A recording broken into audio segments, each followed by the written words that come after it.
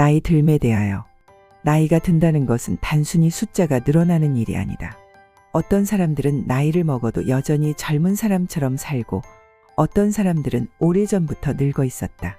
차이는 어디에서 오는 걸까? 예전에 한 노인이 말했다.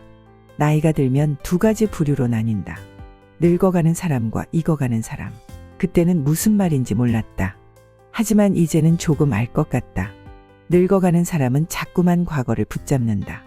익어가는 사람은 지나온 시간을 품에 안고 그 위에 새로운 삶을 쌓아간다. 어떤 사람이 되고 싶은지는 스스로 정해야 한다. 나이가 들면 자연스럽게 말이 많아진다. 경험이 많아졌고 보고 들은 것도 많다.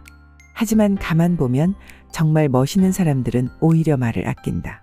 모든 일에 의견을 내지 않고 조언을 강요하지 않으며 불평 대신 묵묵히 상황을 지켜본다. 그리고 꼭 필요한 순간에 한마디를 건넨다.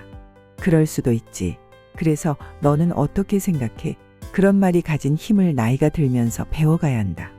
늙으면 입은 닫고 지갑은 열어야 한다는 말이 있다. 젊을 때는 돈을 모으는 것이 중요하다. 하지만 나이가 들면 돈을 어떻게 쓰느냐가 더 중요해진다. 어떤 사람들은 나이가 들수록 점점 더 인색해지고 무엇이든 아까워한다. 반면 어떤 사람들은 기분 좋게 돈을 쓰고 주변을 따뜻하게 만든다. 돈이 많고 적음을 떠나 쓰는 방식에서 그 사람의 품격이 보인다. 혼자 있는 시간이 많아지는 것도 자연스러운 일이다. 하지만 혼자가 반드시 외롭다는 뜻은 아니다. 혼자서도 밥을 먹고 영화를 보고 산책을 할 수 있는 사람. 누군가가 없으면 불안한 것이 아니라 있으면 좋은 거라고 생각하는 사람. 그런 사람이 되고 싶다. 어떤 사람은 나이 들수록 점점 작아진다. 마음이 다치고 세상을 향한 관심이 줄어들고 불평만 늘어간다. 반면 어떤 사람들은 나이가 들수록 더 부드러워진다. 자신을 너무 내세우지 않고 지나간 시간과 다가올 시간을 조용히 받아들인다. 어떻게 늙을 것인가? 결국 그것도 선택의 문제다. 늦은 오후 거리를 걸었다. 어디선가 빵 굽는 냄새가 났다.